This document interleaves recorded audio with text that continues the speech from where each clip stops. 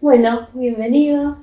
Qué hermoso poder estar con ustedes en este tiempo compartiendo sus experiencias y un privilegio para nosotros hablar un poco sobre este tema que nos convoca hoy, con la conmemoración de los 50 años de casados. Y qué honor. Así que bueno, bienvenidos. A lo largo de esta charla vamos a descubrir cómo ha sido un poco su camino, cómo han transitado, cómo han superado y también los logros y los sueños que pueden llegar a ver todavía. Bueno. Son muchos, pero gracias por invitarnos. Para nosotros es una alegría. Gracias por la iniciativa y bueno, esperamos que tengamos un lindo momento de compartir. Vos sabés que hoy estaba pensando 50 años de casado. Y dije, 50. Han pasado tan rápido y tantas cosas que hemos vivido. 50. Es incontable todo lo que las experiencias, pero vamos a tratar de, en la medida de lo que va surgiendo, poder compartirlo. Hay cosas que no se olvidan, ¿no? Por ejemplo, el día que se conocieron. Eso no se pueden olvidar, cómo fue. ¿Nos lo cuentan? Y me pondría rojo de vergüenza. Bueno, un poco polémico porque Gustavo era amigo de los chicos del grupo de jóvenes, de los varones, y era un cumpleaños de 15 de la hija del diácono, y los chicos lo invitaron y fue como colado, él no estaba invitado en el listado del festejo. No solamente era diácono, era el presidente de los diáconos. Ah, bueno. Un tano bravísimo. Pero como yo era amigo, como decía Nora, era amigo de uno de los chicos, porque yo no era creyente. Éramos compañeros de colegio, amigos desde chico. Así que cuando me dijo que iba a hacer cumpleaños, me colé al cumpleaños. Se decía así cuando... Y bueno, ahí nos conocimos y descubrimos que íbamos al mismo colegio secundario y él lo único que iba al turno noche y yo al turno la tarde, y quedamos en que él me iba a pasar a buscar una tarde y íbamos a salir y conocernos. Y así fue como nos conocimos y después desarrollamos esa amistad y es largo. Tardé en ir. Ella se iba cambiadita todos los días. ¿No? Contalo vos. Sí, con expectativas, porque bueno, había sido lindo el encuentro y bueno, había un sentimiento en común. ¿Te gustaba? Y sí. La fleché. Y bueno, así nos conocimos y fuimos creciendo en nuestra... Era chico todavía, ¿no? ¿Qué edad tenía? Ladrón de cuna, le decían a Gustavo. Yo tenía 14 y él 17. Estaba a punto de cumplir 18 ya. Él casi cumpliendo 18. Por eso yo iba al turno noche en esa escuela y ella al turno tarde. Así que un día que fui a verla y ella estaba dentro del curso, yo como conocía la escuela, así que estaba dando la materia dibujo. Y cuando me vio empezó a temblar, le salió todo como Picasso, la pintura. Se inspiró, Nora. Qué bueno. Quiero decirte algo, que a partir de ese día, todos los días, la fui a buscar siempre a la salida de la escuela. ¿Todavía no eran novios y vos ya la ibas a buscar? No éramos amigobios, no sé cómo decirlo así, ¿no? Pero sí, después nos pusimos de novios y yo la iba a buscar todos los días a la escuela y la acompañaba, íbamos caminando hasta la casa, que era bastante lejos de donde estaba la escuela, y la acompañaba hasta ahí. Y yo sé que usted, bueno, llegó un momento en que Norita se puso firme. Sí, fue así porque, bueno, lo pasábamos muy bien, disfrutábamos el estar juntos, pero yo sabía que si no compartíamos la misma fe iba a ser muy difícil. Y le hablaba del Señor en esas caminatas en que nos íbamos conociendo, hasta que sentí de regalarle una Biblia y él me llevaba hasta me acompañaba, sabía que había reuniones, me acompañaba hasta la iglesia y no tenía problemas, pero él no entraba. Y decidí regalarle la Biblia y él, leyendo la palabra, entiende y tiene un llamado de parte Pero no del te Señor. apures, fuiste muy cruel conmigo. Ah, Me dijo, yo no quiero saber nada con alguien que no ame a Dios. No quiero ordenar mi vida. Ahí está. Eso no. Y después me regaló la mm. Biblia. ¿Te acuerdas de la O terraza? sea, fue el anzuelo ella, ¿no? Y una de las cosas que cuando empecé a ir a la casa, porque antes la acompañaba hasta la esquina y la dejaba en la esquina de la casa, porque la familia la celaba. Tenía un tío que era bravísimo, que era custodio de Nora. Y un día cuando entré y pregunté por ella, me dijo, está en la terraza. Así que subí a la terraza y cuando subí a la terraza vi que ella estaba con ladrillos, con pedazos de ladrillo, escribiendo en la terraza, Dios te amo, en dirección al cielo, ¿no? Y entonces dije, bueno, acá hay algo que tiene que ser muy valioso, muy importante, porque era una relación de intimidad con el Señor. Ella me esperaba, pero no sabía que yo iba a subir ahí. Y ella le estaba escribiendo eso al Señor. Claro, eso te Y ahí impresiona. me impresionó. ¿Qué tiene ella que yo no tengo? Fue la idea. Claro. Y ahí fuiste que empezaste a ir a la iglesia a acompañar, dijiste. Sí, es cómico, porque ¿sabes cuál fue la primera reunión que yo fui a la iglesia? Una administrativa de la primera iglesia bautista en Rosario. Bravo, bravo para... Eran bravas esas administrativas, terribles. Esa fue, y yo me quedé pensando, digo, ¿qué? En realidad yo te voy a decir, les voy a decir esto, francamente, porque yo no conocía al Señor, yo jamás supe nada de vida espiritual hasta que la conocí a Nora. Solamente recuerdo una vez que estuve enfermo que me regalaron un librito que empecé a leer de historias bíblicas, así, pero jamás, mis padres no hablaron nunca con ninguno de los hermanos, éramos 3 hermanos, acerca de vida espiritual. Y así que yo pasaba por el frente de las iglesias, para mí eran todas iguales, era medio raro. Tenía ideas muy revolucionarias en ese tiempo, era un tiempo muy especial en la Argentina. Digo yo siempre que si de no haber sido por haber conocido al Señor, yo quizás hoy sería uno de los desaparecidos, porque tenía una carga muy social, muy humanista, muy buscando la igualdad y una serie de cosas. Y así que cuando yo empecé a ir a la iglesia, la idea mía atrás era ver cómo era la iglesia para sacarla a ella de la iglesia. Resultó al revés, ¿sí? Pero fue por la firmeza de Nora con su relación con el Señor.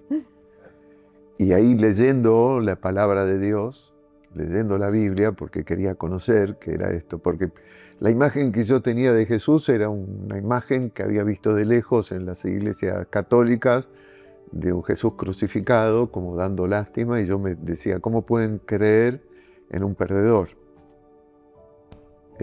Pero cuando empecé a leer el Nuevo Testamento me encontré con un Jesús que era totalmente distinto a esa imagen.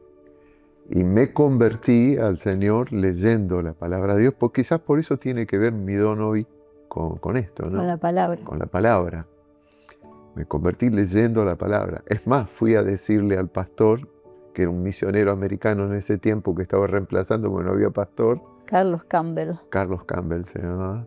Le fui a decir, yo creo en Cristo, ¿qué tengo que hacer? Y él me miró y me dijo, oh, bueno, Gustavo, hoy en el culto cuando yo hago el llamado, levanta la mano. Esa fue su respuesta, inocente, ¿no? pero bueno, me convertí así leyendo la palabra. Y después en el grupo de jóvenes lo teníamos de compositor. El Señor nos hacía cantar en algunos encuentros evangelísticos. Y fue un hermoso tiempo, ¿no? de esa primera juventud en donde ya unidos comunicamos el Evangelio a otros, así como él había recibido el mensaje. Es más, tengo una canción que está en el himnario viejo bautista. Himnario evangélico bautista, sí. Bueno, esa fue una etapa. Una buena etapa. Una hermosa. Todavía disfrutamos de las interpretaciones que tenemos. Los cultos. Bueno, ¿y cómo fue cuando recibieron el llamado y para ser pastores? ¿Cómo fue? Porque eso fue, después se casaron, ¿no? Pero después recibieron los dos, ¿fueron los dos que recibieron el llamado o uno primero, después el otro? En realidad es todo un proceso, ¿no? No es... Porque a veces el tema de llamado está muy romantizado, ¿no? Como que viene un ángel y te dice, Dios te llama para servirle. Fue un proceso en nuestras vidas, en donde fuimos profundizando nuestra relación con el Señor. Si bien yo me convertí y lideré en la iglesia y trabajé y todo lo demás, mi idea que yo tenía era que cuando yo cumpliera 35 años tenía que tener solucionadas todas las cosas económicamente en mi vida para dedicarme a disfrutar la vida.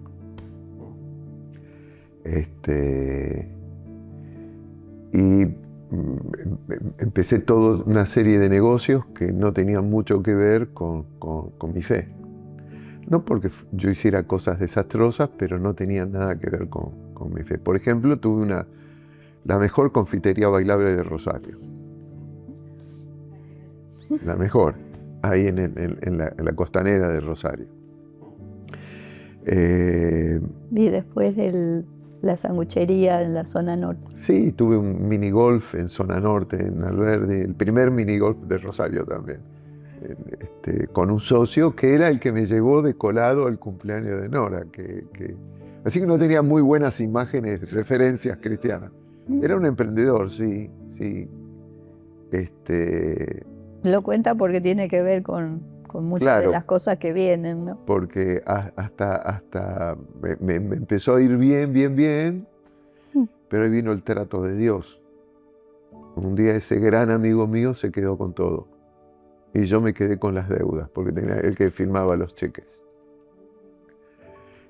Y a partir de ese momento, en el quebranto de quedarme sin nada, Dios empezó a tratar mi corazón de una manera muy especial. Nora siempre tuvo la fortaleza de su relación con el Señor, con ese Dios de te amo que había hecho en la terraza. Así que ella hizo el aguante mucho tiempo en nuestro matrimonio. Hasta que cuando quedé en la lona, como se dice habitualmente, allí tuve un encuentro todavía mucho más profundo de señorío con el Señor. Así es. En ese momento ya tenían...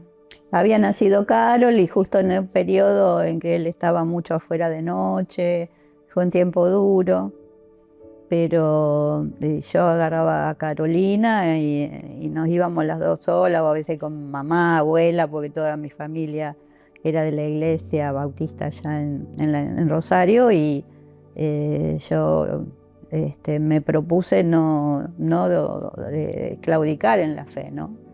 Seguir adelante. Bueno, no era que yo había dejado al Señor, Eso lo que sí. sí estaba alejado de la iglesia. De la iglesia. Y a veces vos sabés que yo siempre digo esto, y esto me sirvió mucho en la tarea pastoral, que a veces se dice, yo tengo al Señor, no necesito de la iglesia, que es una gran mentira que nos queremos autoconvencer cuando queremos hacer la nuestra, ¿no? Y ahí cuando fue quebrado, fíjate cómo fue el trato de que yo tenía cierta fama en Rosario por causa del negocio que tenía. Y como había firmado todos los cheques, las deudas, terminé trabajando para el que nos prestaba el dinero, para que no me hiciera juicio, y le iba a pintar las casas o las puertas de los edificios a aquellos que antes querían estar conmigo sentado. Dios me humilló bien, pero fue maravillosa esa humillación porque me sanó.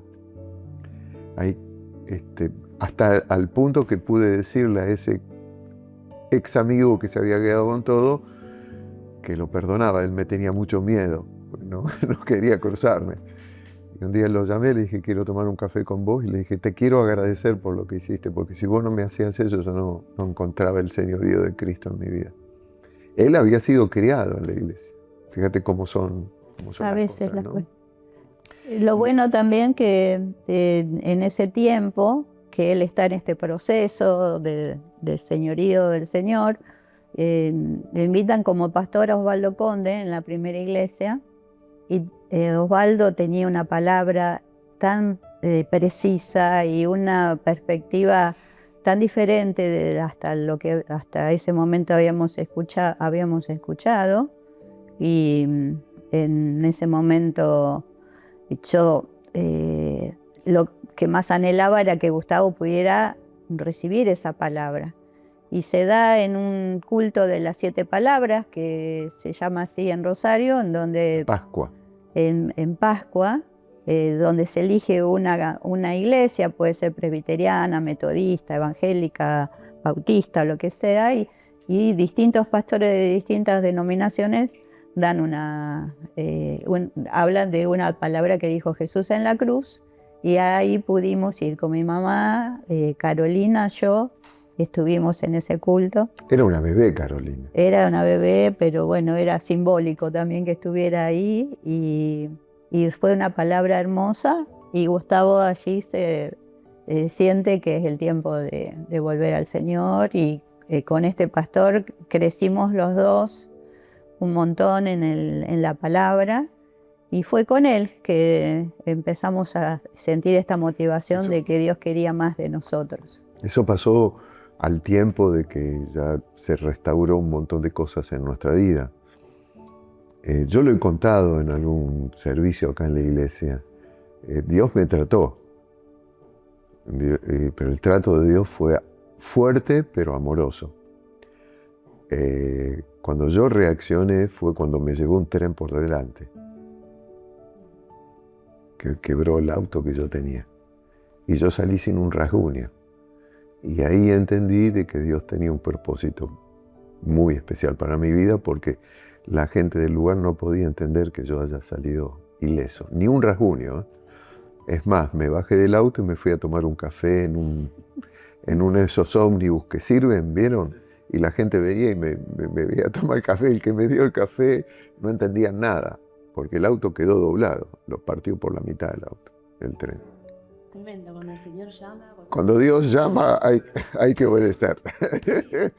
Ahí comprendí propósitos. Y después al tiempo fue que un día experimenté que ese propósito de Dios tenía una forma. Yo quería servir al Señor, tenía en mi corazón eso de que quería servirlo de alguna manera. Y le dije a Nora, mirá, yo quiero dejar todo. Yo ya trabajaba en un banco, Nora tenía una peluquería. Y le dije, Nora, mirá, yo quiero servir al Señor. Y ahí ella me dijo que yo sentía lo mismo.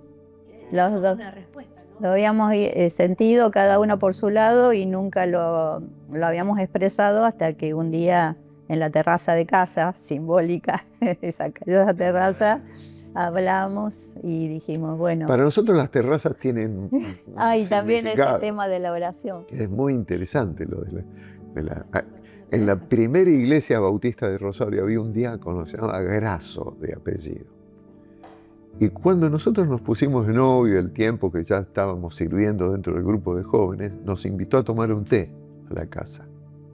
Y después de tomar el té en la casa... Éramos jovencitos. Sí, jovencitos éramos. Y tendríamos, qué sé yo tendría 20 años, y Nora 17, 18. Y después de tomar el té nos llevó a la terraza de su casa. Y ahí nos agarró la mano y oró por nosotros y pidió que nosotros sirviéramos al Señor. Y nos bendijo. Tan chiquitos, ¿no? Tan chiquitos, pero mirá cómo... ¿Qué vio Él en nosotros? Cómo Dios lo guió a esto.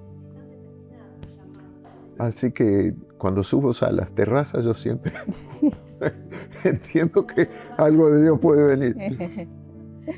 Bueno, después llegaron los hijos.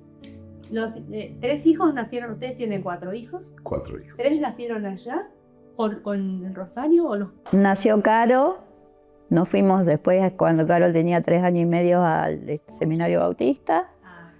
Y no quisimos darle un hermanito porque eran muchos cambios para ella y esperamos un poco más y llegó Virgi. La buscamos a Virgi mientras estábamos estudiando en el seminario. Y tuve que resignar algunos de mis estudios, pero feliz de tener a Virgi. Y fuimos al ministerio, allá como pastores, a San Lorenzo con las 2 nenas. Y decíamos, bueno, las 2 nenas está bien, y para servir al Señor, y el Señor nos dio la gran alegría de que llegó el varoncito, y llegó Andy. Y dijimos, bueno, qué lindo, ya tenemos el varoncito, ya está. Y el Señor nos regaló a Julie, que también es todo un tema, pero no quiero hacerlo largo, pero fue un regalo hermoso que Dios me lo hizo el mismo día de mi cumpleaños. Así que el 7 de septiembre, que es mi cumpleaños, me dio la alegría al Señor de darme mi 4ª hija. ¿Cómo fue cuando eran papás? 3 hijos, 4, que ya son una multitud. 3 son muchos, 4 es una multitud. Más el ministerio. ¿Y cómo ustedes sostenían el amor y construían su matrimonio, ¿no? En medio de tantas ocupaciones y de tantas obligaciones? Mira, no nos fue muy difícil. ¿Qué digo yo cada vez que presento a un bebé? Sí. ¿Qué digo? Bueno, que los hijos hacen lo que nos ven a ver, lo que nos ve hacer a nosotros, y no lo que nosotros les decimos que hagan. Exactamente, esa fue nuestra ley. Siempre nuestros hijos nos vieron en nuestra normalidad como matrimonio, como padres, ser iguales en casa como acá como pastores. Nunca vieron que éramos de una manera como pastores y éramos de otra manera en casa. La misma manera en que amamos a Dios sirviéndolo como pastores, ellos vieron que amamos a Dios en nuestro hogar.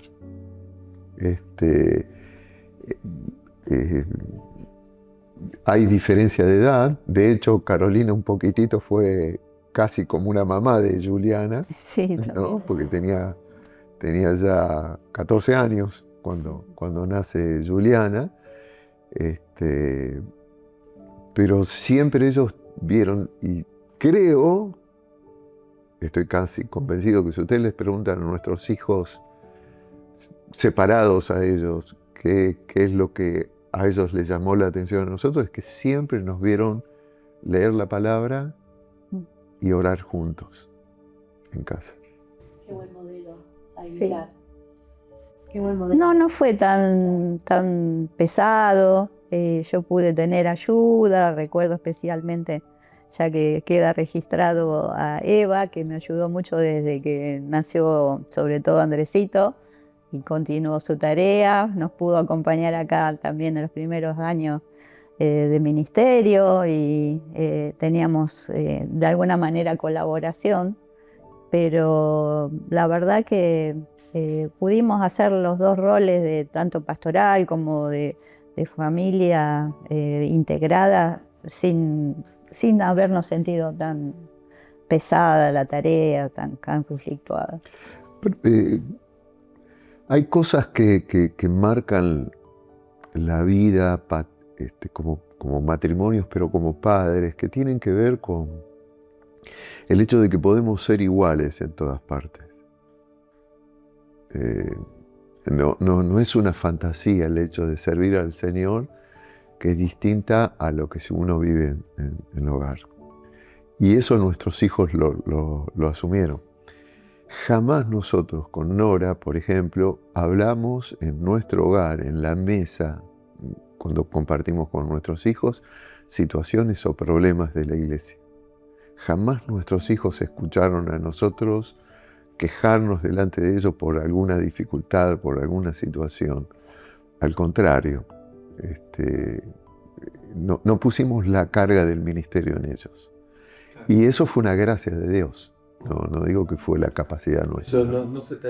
No se sentían que por el ministerio los dejaban de lado a ellos, o el ministerio estaba por arriba de la relación de amor con ellos. No, yo no sé, la verdad no podría decirte, Pierre, que no sentían. Capaz que sí, pero no le era tan pesado.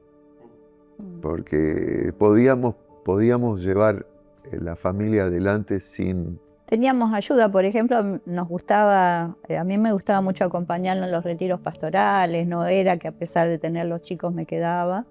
Venía la mamá de Gustavo, se quedaba esos días con los chicos. Siempre teníamos alguien que oficiaba de ese cuidado. Y a mí me venía muy bien porque era una forma de descanso un poco de todas las tareas maternales y disfrutaba de estar con Gusti. No sé ahora ellos si se habrán sentido que... Fue difícil quizás. Virginia, cuando nació, nosotros estábamos en el seminario todavía estudiando y viajábamos todos los fines de semana a San Lorenzo para atender la iglesia. Y ella era una bebita.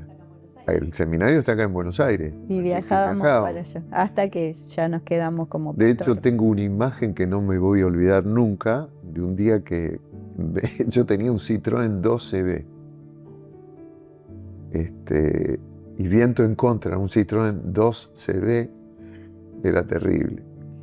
Y un día estábamos viajando por la ruta de Rosario, por la 9, y había un viento terrible. Creo que ese día tardamos algo así como 7 horas y media de venir de Rosario acá. Imagínate, veníamos a 25 kilómetros por hora, una cosa así. Y recién habían salido los Ford Sierra, y la propaganda de Ford Sierra era maneje el viento.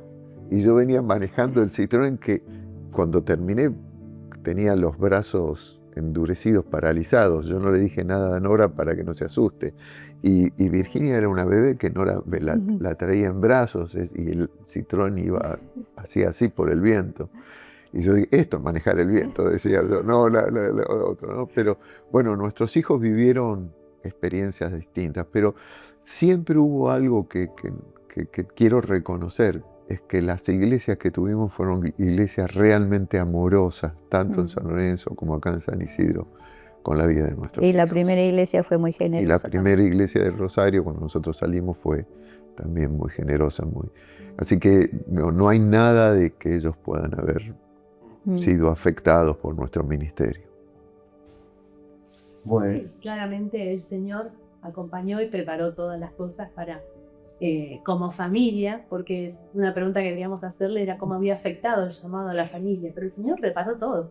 E incluso por lo que cuentan. Recordamos que estuvo mi mamá viviendo con nosotros en los últimos años de su vida y era una integrante más ahí en la calle de José Ingeniero, ¿no? Y también todo un tiempo en donde fue experimentar el abarcarla en amor. Mis hijos, cuando yo, por ejemplo, salía también, se hacían cargo de la abuela cuando ya eran un poco más grandes. Y bueno, siempre hubo esa forma de cooperación mutua, ¿no? Que nos ayudaba. Y en esa etapa ya, bueno, también con mamá sí, cuando yo podía, siempre trataba de hacerme un viajecito o algo para tener un poquito de respiro. pero era un disfrute, la verdad que era un disfrute. Sí, hay una época en la vida que al ser humano le toca ser papá y también hijo, ¿no? Entonces hay que ocuparse de ambos, y a veces se estira uno, y bueno, pero el Señor nos da la capacidad de poder llegar y completar este rol. Sí, tuvimos hijo del corazón, rápidamente lo nombró a Liz para que no quede afuera. Tuvimos desde que vino a casa con chupete, pañales, mamadera, no sé si 1 añito y algo, hasta los 3 años y medio estuvo con nosotros. Y, tuvo 3 años con nosotros. Una bendición, y mis hijos la amaron, y bueno, otro vínculo más que formó ese lazo familiar que fue una experiencia hermosa también. Ahora, más como el tema pastoral un poco, ¿cómo ven ustedes que son los mayores? ¿Cuáles ven ustedes que son los mayores desafíos que están teniendo las parejas actualmente en su experiencia? ¿Cuáles son los desafíos que les llevan a ustedes o que más comentan? ¿Y cómo enfrentarlos? Quizás los desafíos han cambiado como ha cambiado la cultura del ser humano en estos tiempos tan aceleradamente, generacionalmente, ¿no? Vivimos generaciones ahora que son transformadas cada 4 años. Entonces, los desafíos ahora son diferentes, pero también quizás mucho más desafiantes. Hoy la comunicación de 50 años de nuestra matrimonialmente, en una gran etapa no existía el celular. Claro. Entonces la comunicación era Otra diferente. cosa. Hoy en día lo que ha atrapado las redes sociales, la vida de los matrimonios, es impresionante. De hecho, muchos matrimonios se comunican más por teléfono que personalmente. Y ese es un gran desafío, ¿no? Porque vemos que a veces hay situaciones en que matrimonios de años son desconocidos entre ellos. O hay un agotamiento, ¿no? En las distintas actividades. A veces uno dice el trabajo remoto, pero eso también te ata a una pantalla, y hay que ser muy intencionalmente activo en la comunicación, porque general uno termina de comunicarse con las pantallas y como que ya no te da más ganas de comunicarse con nada, querés descansar y tomarte un recreo. Pero sí, ha cambiado muchísimo en ese aspecto. Falta conexión, hay mucha interferencia, hay muchas cosas que interfieren en que uno dice, bueno, vamos a tomarnos un tiempito para nosotros, vamos a tomar unos mates, pónganle, o alguna actividad que antes era muy común hacerla y que ahora se ha perdido ese tiempo. El tiempo para eso. Exactamente, los tiempos acelerados se comen las relaciones. Yo decía esto de que mucho de nuestro tiempo de 50 años de casado fue sin redes sociales. Nos ha permitido que yo la miro a Nora y me basta mirarla para saber lo que le pasa, y a ella mirarme a mí y saber lo que me pasa a mí. Y que es muy diferente a una comunicación por redes, ¿no? Los matrimonios. Conectarnos más en la mirada, ¿no es cierto? Sentirse, oírse, mirarse, eso se está perdiendo lamentablemente, y eso sí trae distancia en la pareja. Y como decía el pastor, hay muchas veces pasa que los matrimonios deciden cosas importantes a través de una comunicación. Bueno, los chicos que tenemos acá jóvenes seguramente se dicen más te amo por el WhatsApp, y de repente cuando se ven, hola, ¿cómo estás? Pero bueno, se mandan corazoncitos y ya con eso está, y no es suficiente. Sí. Realmente. O lo sacan en las redes sociales y a lo mejor era el día del aniversario y se dicen hermosas cosas, pero llega el día, llega el encuentro y Sí, sí. como que ya se ver las dijeron fotos todo. sonriendo, todo está bien, uno dice qué lindo, qué linda familia, y de repente al otro día te enterás que se quieren separar. Mm. También pasa eso, ¿no? Que se pierde la costumbre y la paciencia para escuchar al otro y ponerse en el lugar del otro, ¿no? Es que el matrimonio, si no hay amistad, no funciona. Y si nosotros pudiéramos dar testimonio de esto, diríamos que fuimos amigos. Eso de amigovio, fuimos amigos esposos, qué sé yo, fuimos siempre muy amigos. Una amistad muy, muy profunda entre nosotros. Sí, totalmente. Y hay que cultivar la amistad profunda entre la pareja, porque está pasando también que muchas veces hay amistades más importantes o a veces hasta más íntimas que la de la pareja. Y la verdad que no está bueno eso, ¿no? Porque Vos fisuras. sabés, claro, vos sabés que yo digo siempre que es un grado de infidelidad eso. Es un grado, no digo que sea infidelidad, es un grado de infidelidad, porque si yo le cuento a alguien algo que ella no sabe que me está pasando, estoy siendo infiel en mi amistad con ella. Si le cuento algo a alguien, mi esposa tiene que saberlo. Sí, asimismo si le contás a alguien de tu esposa sin que ella lo sepa. Claro. Ahí es otro grado, mucho más profundo. Y el respeto, ¿no? El respeto de lo que uno es y del vínculo que tiene, y no podés ir a hablar con otro mal de tu pareja, de tu cónyuge. Eso hay que hablarlo primero con el cónyuge antes de ir y querer exponer a la persona amada delante de otro. Exacto. Hay una excepción que es cuando uno, por ejemplo, vas a terapia y bueno, ahí cuentas sus cosas, pero ya es por alguna cuestión profesional. Pero si no. Sí, o una consejería O una consejería. pastoral. Claro. Y también, digamos, un cierto grado de infidelidad en el tema del tiempo que uno invierte en otros y no estás dispuesto a invertirlo en la persona que amás. Se te va el tiempo en las redes sociales y no te ¿O tomás redes el o no? tiempo. O no te tomás el tiempo, sí, o otro tipo de salida. ¿Cómo es un día de ustedes, un día común en su casa? Un día que no sea domingo. Un día que no sea domingo. Bueno, tenemos diferentes Ritmos. Ritmos. Sí, diferentes ritmos. Por ejemplo, yo soy una calandria, no sé. No, una alondra. Una alondra. Alondra. Una alondra. Yo a la mañana mis tiempos mejores son a la mañana temprano. De hecho, me despierto muy temprano. Y Nora es lechuza. Aunque es linda, es lechuza. Ella a la noche está reactiva. Me das un libro a la noche y se me cae encima, leyendo. No puedo leer.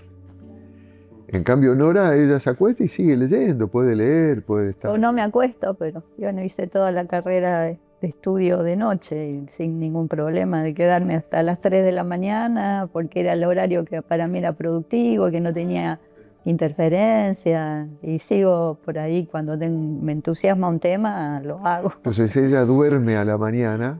¿Y quién la va a despertar? ¿Y quién la va a despertar? Entonces, pero se acomoda todo. Pudimos siempre acomodarlo. Yo me levanto a la mañana, tengo mi tiempo con el Señor, donde repienso cosas y escribo y todo lo demás, y pienso en la iglesia y tomo mate con el Señor, y después de una determinada hora voy, la despierto, le llevo unos mates a Nora y ahí juntos hacemos el devocional, buscamos al Señor, oramos y yo ya parto para la iglesia. Ahora Nora tiene más libertad, ya no están tanto los chicos, antes ella tenía que quedarse más en casa, ahora ella también sale a servir, pero nuestro primer momento del día es combinar poder estar juntos delante del Señor.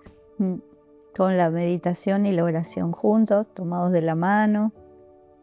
Una de las oraciones que hacíamos cuando éramos jóvenes era esa, ¿no? Que así como nosotros nos tomábamos la mano y orábamos y sentíamos que el Señor estaba con nosotros, decíamos, bueno, que siempre sea así, ¿no? Que pase el tiempo y perdure esto de estar tomados de la mano y que esa mano de Dios esté con nosotros. Y cada mañana se repite, siempre que podemos, eso, ¿no? De poder orar juntos.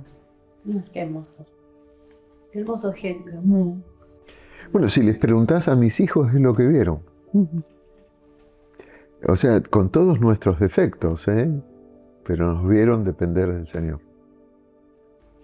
Hermoso. Esta pregunta la tendrías que hacer vos. ¿Trabajan en equipo? Perdón. Bueno, sí, yo creo que ¿consideran positiva la ayuda en el hogar? Sí, La sí. colaboración, ¿lo recomiendan, lo sugieren? ¿Y si lo hacen? Sí, sí, totalmente. Hemos aprendido a ayudarnos, ser colaboradores unos con otros, formamos un equipo de pareja perfecto. Uno cocina, el otro limpia, el otro guarda, el otro Hacemos seca, el otro... todo de todo. No hemos tenido problemas en ese aspecto. Se reparten las tareas. Sí, sí. Si Gustavo tiene que poner lavarropa, por ahí lo pone, cocinar, cocina, compra, a veces va él, a veces voy yo. No tenemos ningún tipo de problema. Y lo lindo es el estudio de la palabra también, porque por ahí nos entusiasmamos con la palabra y estamos ahí hablando. ¿Hay discusiones bíblicas o teológicas entre ustedes? ¿No hay diferencias teológicas? Ejercitamos, ¿viste? Porque él me dice, Nora, si yo, decime una definición de esto, entonces yo se la doy, y él ayuda a pensar y reflexionar, y yo me quedo pensando, y así, y conversamos. Pero no, formamos un lindo equipo. Suele pasar que a veces tiene uno sobre una misma idea, tiene diferentes interpretaciones y a veces opuestas. Pero lo bueno es que se enriquezcan, ¿no? Esas interpretaciones y que puedan llegar a una conclusión rica de la idea que quieren. Sí, en la palabra sí, ahora controversias en algunas otras cosas, sí, no es que hemos sido unánimes en el pensamiento, hemos tenido distintas formas de criterios. No sé si eso apunta más la pregunta, pero si quieren en eso podemos hablar un poquito. Tenemos algunos criterios diferentes, pero nos respetamos, ¿no? En este caso, yo me pongo, bueno, Gustavo, vos lo ves así, pero yo lo veo así. Y él, o sea, no siendo cosas fundamentales, él también me respeta. Y él puede decirme, bueno, Nora, pero quizás vos lo opinás así, pero yo lo veo de esta forma. Entonces vamos como haciendo un acercamiento de lo que cada uno va pensando y desde su postura, y nos respetamos. Hacemos un acercamiento, pero a lo mejor no decimos, sí, tenés razón. No buscamos tan afanosamente el hecho de que uno de los dos sobresalga en la opinión. No se pelean para ver quién gana. No, de hecho a mí me gusta cocinar. ¿Se acuerdan que yo hacía el chef pastor? Y ella era mi colaboradora. Le voy a pedir a la cámara que se acerque, le voy a pedir la cámara y yo iba con la cámara. Así que bueno. Bueno, fue interesante la vida. Mucho diálogo, mucha comunicación, aun cuando no hay acuerdo, no asustarse, no ponerse del lado opuesto. Eso se aprende mucho, no ver al otro, respetar. Por sobre el conflicto está la relación. El conflicto vamos a tener, ofensas va a haber siempre. Jesús mismo dijo, es imposible que no vengan las ofensas. Tenemos que estar preparados, porque cualquier cosita, le apretamos el botón, a veces inconscientemente, al otro donde más le duele y que nosotros no nos dimos cuenta que eso le molestó y hay todo un clima. Pero eso va a pasar. El tema es que por eso que pasó y que trajo o algún tema de enojo o de tristeza, porque a veces uno se lo guarda, sobre eso, cuidar la relación, ¿no? Entonces medir cómo uno lo habla, cómo uno lo expresa, para abrirle el corazón de por qué se sintió mal, no sos esto, sos aquello, sino enseguida cuidar las palabras. Dice, bueno, a mí me pareció que al decir esto me estabas queriendo decir esto, y es un tema largo, porque hay, como decíamos antes, hay que tener las palabras precisas, hay que descubrir nuevas formas de lenguaje más pacíficos sin ir a levantar la voz.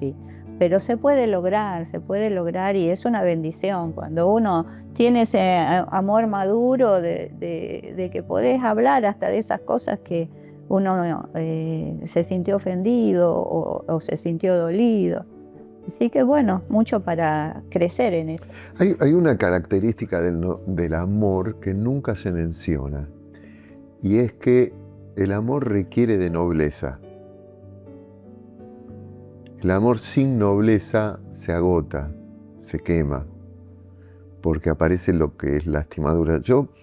Jamás hemos pasado nosotros un día que hayamos tenido una discusión y seguir ese estado emocional al otro día. Jamás.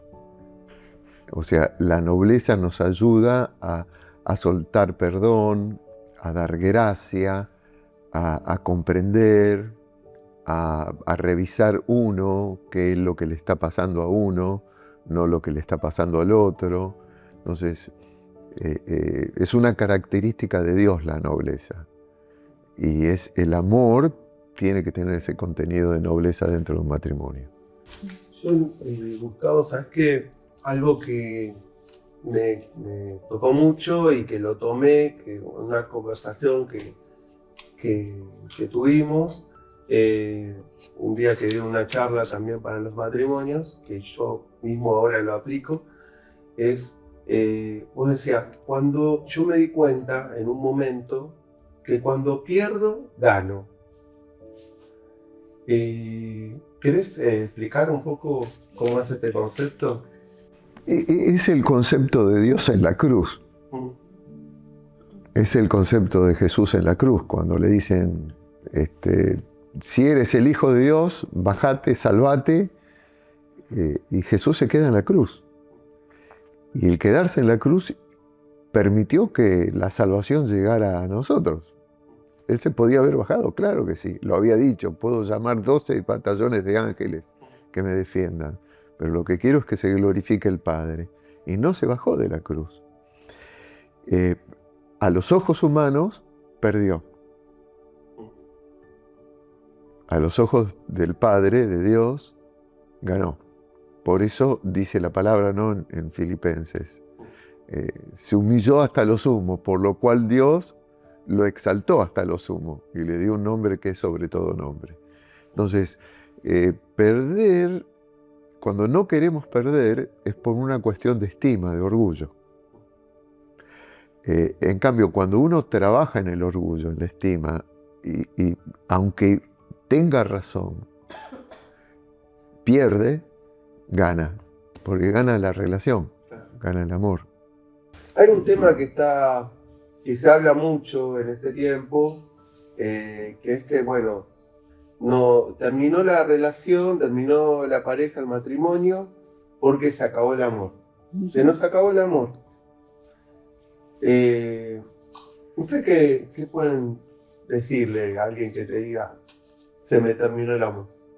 Bueno, justamente acá traje algo que puede ser muy ilustrativo.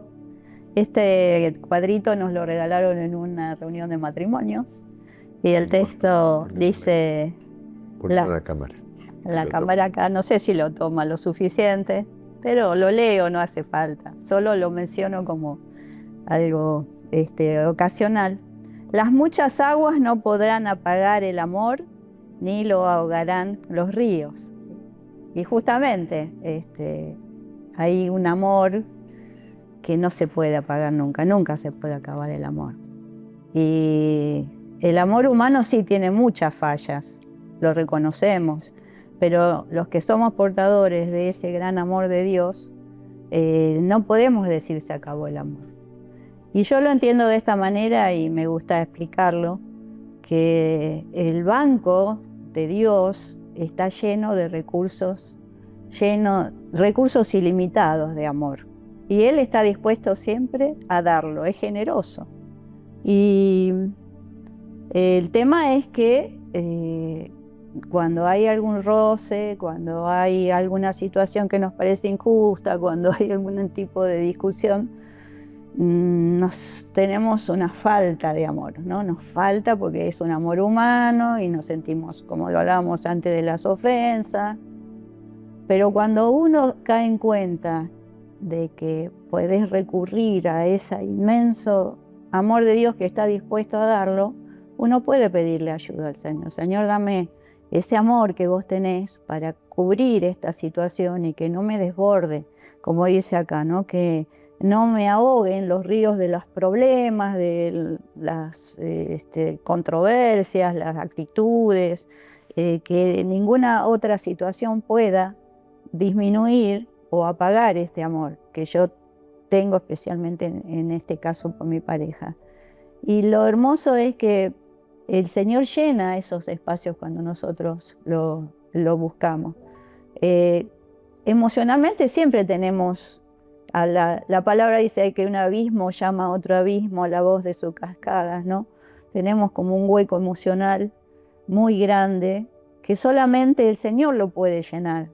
Venimos de distintas familias, con distintas historias, apretamos a veces botones o resortes que el otro salta sin darnos cuenta, y es toda una problemática, pero cuando yo llamo a ese gran amor de Dios, a que supla esa necesidad de ser amado, de completarme, aún de su justicia, que Él es justo y me ama, Él va a saber defenderme frente a esa situación que a mí me parece injusta.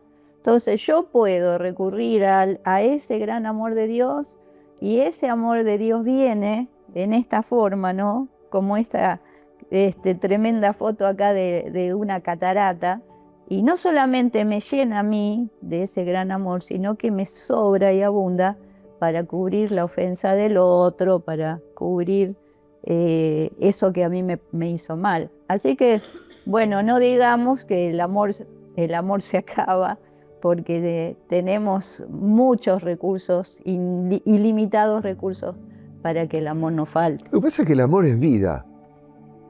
Bueno, nosotros tenemos que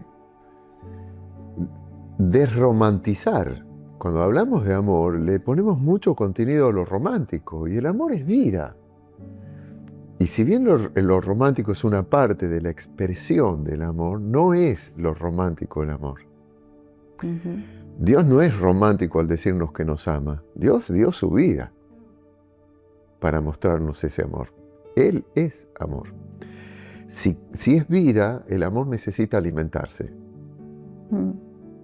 Si yo vivo, necesito comer. Si no, pierdo la salud, me debilito, me enfermo. Entonces necesito comer, necesito alimentarme. Bueno, el amor es vida. Al amor hay que alimentarlo. Entonces no es que se acaba. Se ha dejado de alimentar ese amor. No Claro. Es que se acabó de por sí. No desaparece. Le he dejado de fomentar, de alimentar, de hacerlo crecer, de desarrollarlo, de fortalecerlo, etcétera, etcétera. Y eso sucede en todos los momentos de la vida, en todas las etapas. Exacto. Ahora ustedes, ya hace unos años, están solos, o sea, están, como quien dice, con el nido vacío. El amor siempre está. Amén. Siempre lo han cultivado. Pero Si venís los domingos vas a ver el nido lleno. no, El día de encuentro familiar. más los nietos ahora Sí, es maravilloso para nosotros. Los yernos, las nueras. Bueno, Claro. la nuera y los yernos.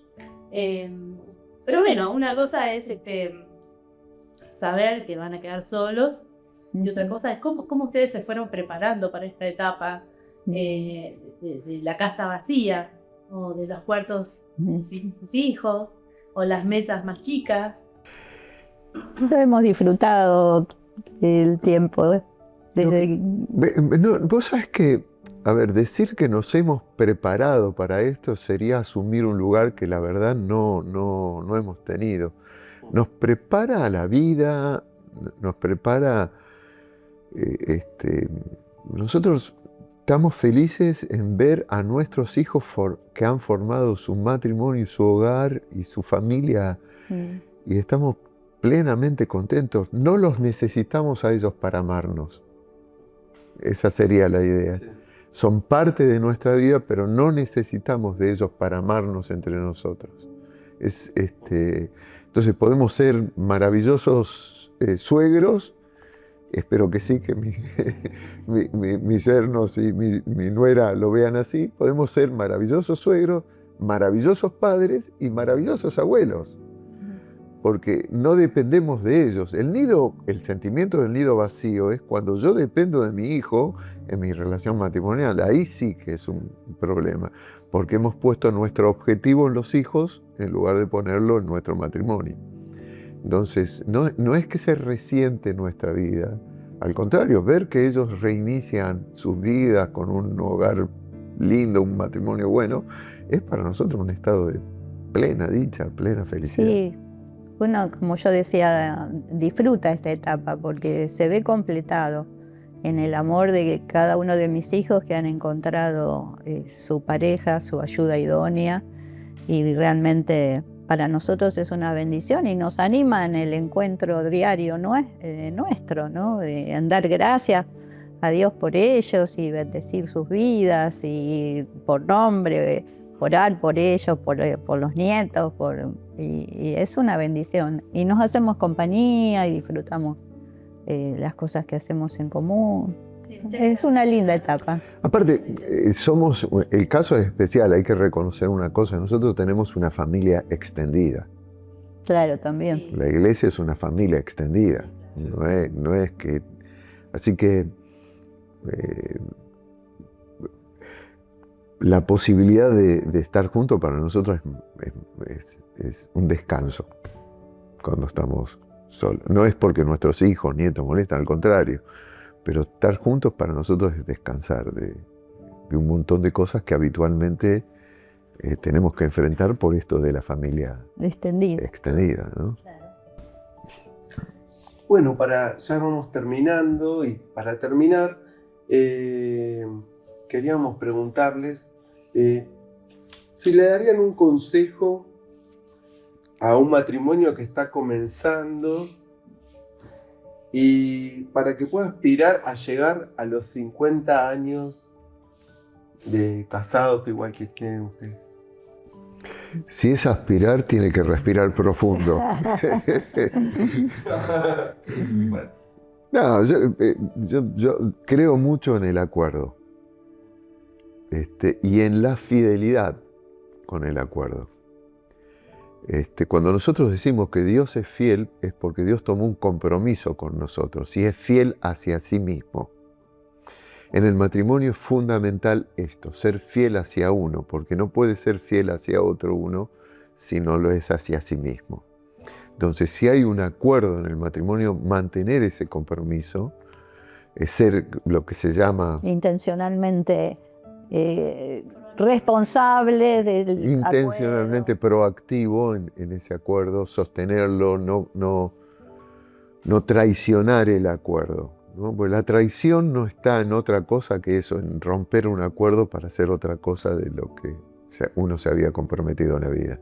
Entonces la fidelidad tiene que ver con esto, ser fiel hacia uno mismo en el acuerdo y en el compromiso que tomó con el otro.